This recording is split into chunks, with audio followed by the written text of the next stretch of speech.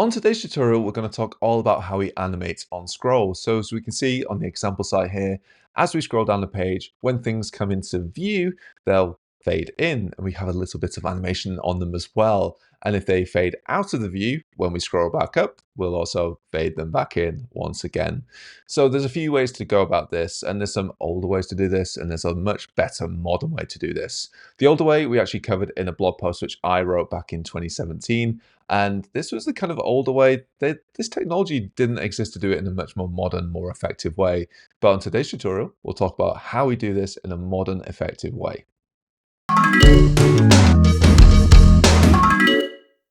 So let's start off with the basic site. So what I've got is something that looks like this. There's no animation on scroll right now. So we have basically a basic website. So let's just have a quick look at what we've done.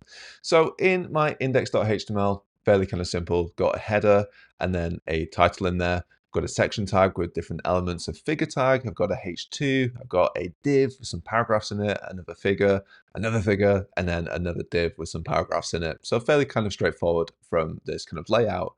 From the style sheet, again, it's fairly simple. We have a typography, a reset. We've got some basic setup here, a header that's kind of fixed. We've got a section with a grid in there as well, and just some basic styling. And what we get is a website that looks like this. Fairly kind of simple website.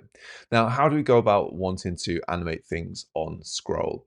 Now, the kind of old way to do this would be to add a little bit of JavaScript and basically check for the scroll position. If we check here, we can see our scroll position is a certain way down the page. And what we can do is measure this compared to where the scroll position is, and is this in the view of the page? Now, luckily for us, there's a much better modern way to do this, and it's using something called an intersection observer. Now, that sounds fairly complex, but what we'll do is we'll add it with a little bit of JavaScript, and then we'll add it to the tags that we want to fade in. So how do we go about this? First thing we need to do is add some JavaScript because there isn't really a way to do this in CSS. So we're going to add a new file, and I'm going to call this observer.js.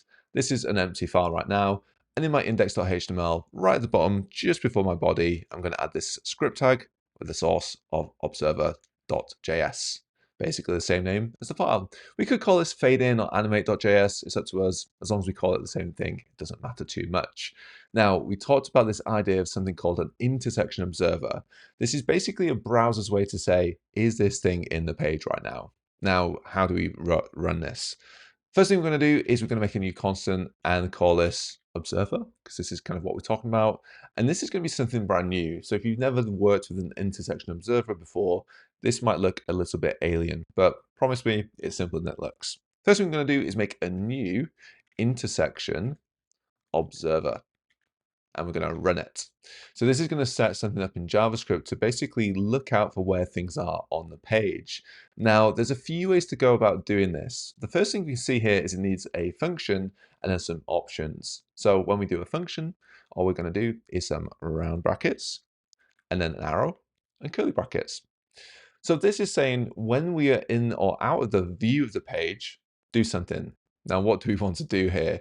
Well, Intersection Observer gives some extra information about this, and we can get that extra information by putting it into our round brackets. Here, I'm going to put the word entries. Entries. Now, again, this word doesn't matter too much. If you want to call it potatoes, you can call it potatoes. But for me, entries is the kind of like entry into what is coming in and out of the page. Now, with this, I'm also going to add some options. So I'm going to put this after our function. I'm going to do a comma and some curly brackets. Now, we'll fill these options in a little bit later. But what we want to do is say, with our entries, the things coming in and out of the page, what we want to do is loop through them and check whether we should do something to them. Now, what we want to do is animate them, but we could do something else with them. So let's open up our curly brackets here and make it a little bit easier to read. First thing we're going to do is our entries is going to be a list. We want to go over the list one by one and say, if this one is in the page, show this. If this one is out of the page, don't show this. So entries. What we're going to do is a dot for each, and we're going to run it. So for each one of these entries in the list, we want to do something to it. What do we want to do? Well, for each one, we want to run its own individual function. So again, we're going to run a function in here. round brackets, arrow, curly brackets. Similar to before, we can have some information about what this thing is. And what we can do is give this a name. So I call this one entries, plural. I'm going to call this one entry, singular. So this is going over each of the entries and doing something to it. Now, what do we want to do here? Well, this is built into our web browser as part of JavaScript. So all this stuff that we're going to be talking about is built in. We're going to open up these curly brackets and say what? Well, if the entry is in the view of the page, what we want to do is add a class for CSS and say, animate this or make it red or do something to it, basically. So we're going to do an if statement. If, round brackets, curly brackets. In the round brackets, we're going to say if the entry is dot is intersecting. Is this intersecting with the view of the page? Is the tag at all in this page right now?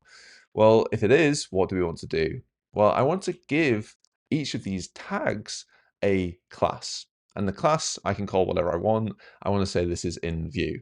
Now to do this, entry.intersecting is basically some information about the intersection observer.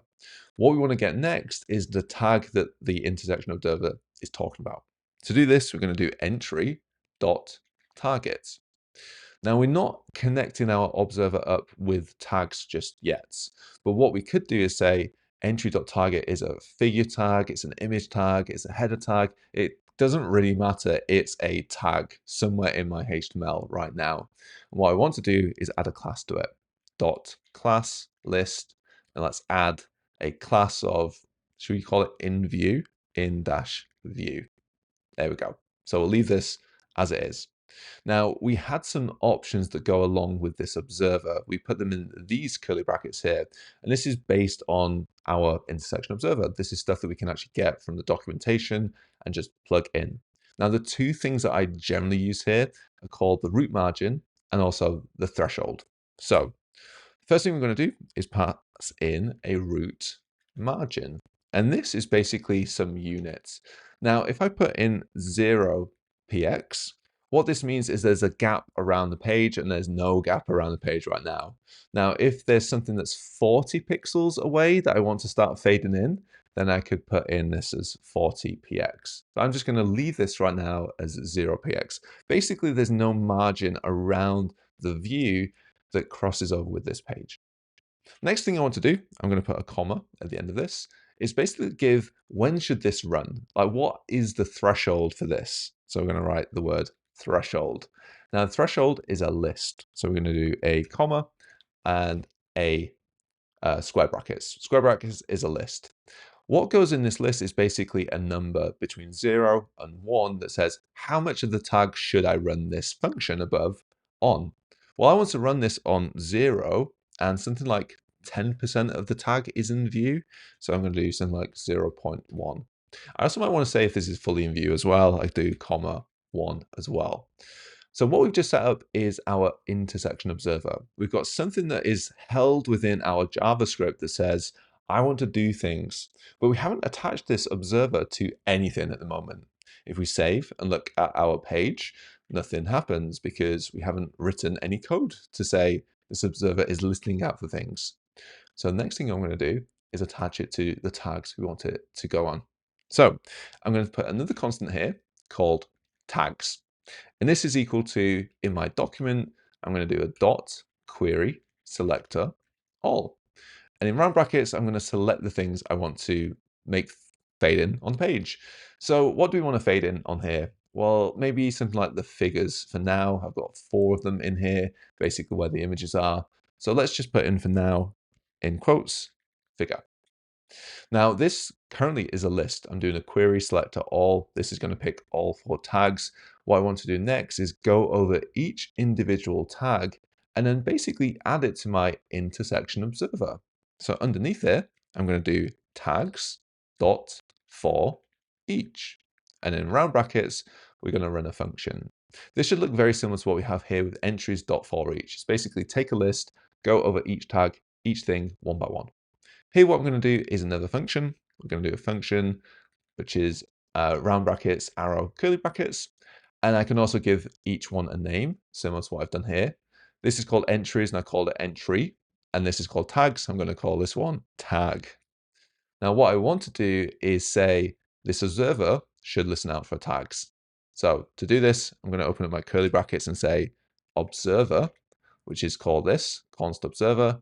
On this, I want to dot observe, and in round brackets, the thing I want to listen out for, the tag. So what we've got right now is we've set up our thing to listen out for 4 individual figures. Now, what we're trying to do here is say, when this is in view, we should have a class on it. So at the moment, this isn't going to do anything. It will do things in the background, and we can see it in the background if we looked at our dev tools. But at the moment, our users don't see anything. So what we need to do is add some CSS to this in view. So what I'm going to do is in my style sheet. So what I want to do is when this is in view, what I want to do is for now, maybe say, have a background of red or maybe a border, just so we can see if this works. So here, I'm going to put in a figure, and this has a class of in-view. So let's put just a border on it for now. Border, 10 pixels, solid, red. So we should see if this is in the page, we should have a red border. So I'm going to save this. Let's go back to our site. And what we should see is a red border on each of the things. And this will automatically add because the intersection observer is working. Now, if I scroll up and down really quickly, you won't actually see it animate because this is just showing if this is in the page, put a red thing on it and we can see it. So it's always going to have this red on it. So what we want to do instead is actually have some kind of animation. So instead of this having a red border, instead, what I'm going to do is set up a keyframes and then animate this in. To do this, I'm actually going to put this towards the top, and I like just to kind of keep these things at the top, just to kind of keep them together. I'm going to do it after my at font face and at keyframes. I'm just doing it in alphabetical order, at font face, at keyframes. Let's call this something like fade. And what we want to do is say 0%, 0%. We want to do at 0% of our keyframes, opacity 0, and at 100% of our keyframes, opacity 1. So it fades in. So now let's apply this timeline to this thing. So back down here, I'm going to add in an animation. This animation was called fade. I'm going to make it last for 2 seconds, but I'm also going to give it a delay of 1 second. And because there's a delay, I want this to basically apply before and after this. So I'm going to add the word both. So if we didn't have both, it would just suddenly do the animation at 1 second in. So let's try it now. Let's see if this worked. If I refresh the page, we'll see a 1 second delay and this will animate in.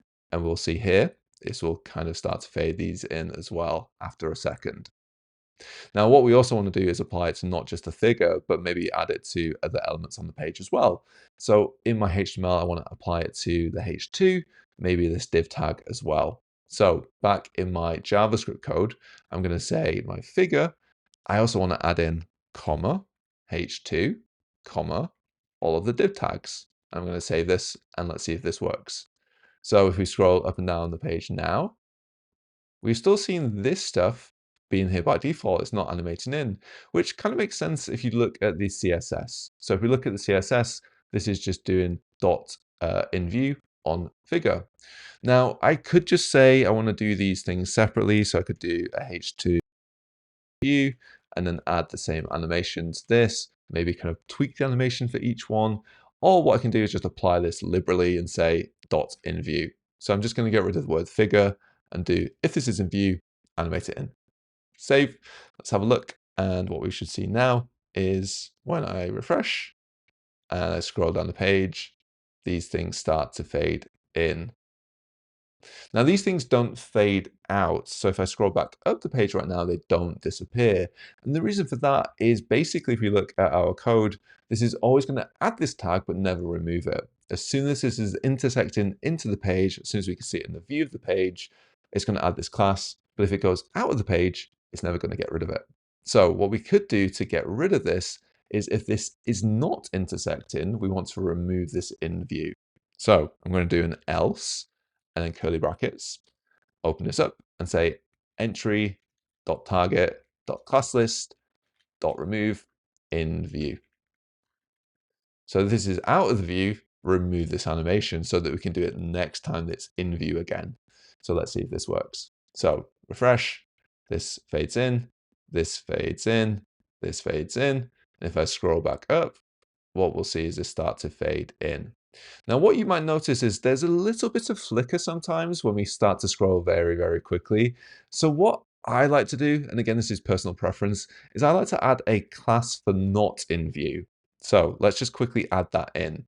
So what I want to do here is if this is intersecting, then I want to remove the class that it's not in the view because it's in view, and then do the opposite when it's out of view.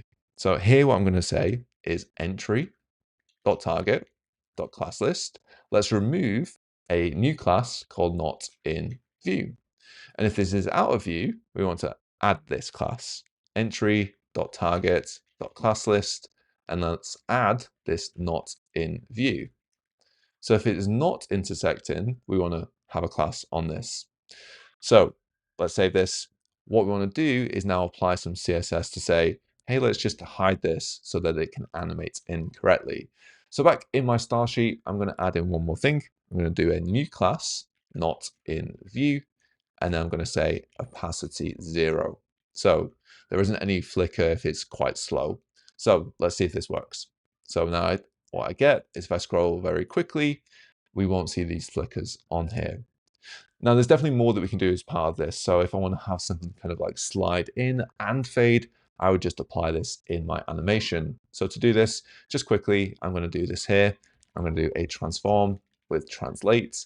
I'm going to say 0 in the X direction, but I want to fade it up. So I want to start further down and then move it up. So maybe something like 1 rem down, and let's add in another transform at the end. Let's translate back to 0, 0. So it goes into the correct position when it's finished animating. So save that and let's see. So this has this kind of an impression that it's kind of moving up as we scroll down. So it kind of comes upwards and also fades in at the same time. Now, just to make this a little bit more aggressive, let's make it something like 3 rem so we can really see it. And we can see as we scroll up and down the page that we have these things fading in. How do we make sure that we're not animating things that people don't want to animate? So what I'm just going to quickly do is in my code, what I want to do is say, if the user doesn't want any animations, then they shouldn't see the animations. So I'm going to add a media query here.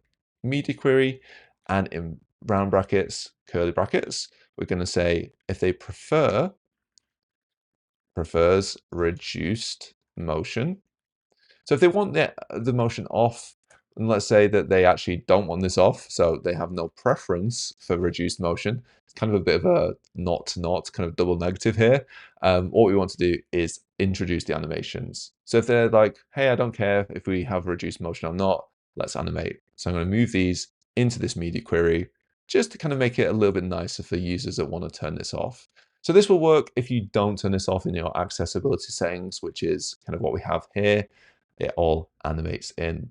Now, this is a much more optimized way than what we do in the past, where what we do is check on every single time that we scroll, whether this is in or out of the browser. This is now built into the browser using this intersection observer.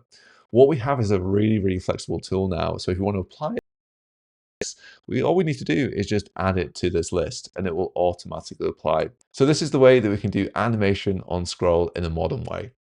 So I hope you enjoyed this video. Again, if you did, please give it a like. It lets me know what you want me to cover in the future. If there is anything you'd like me to cover in the future, please add it in the comments below. Again, as always, there should be 2 videos up here, and I'm going to fade away and see you in another video very soon.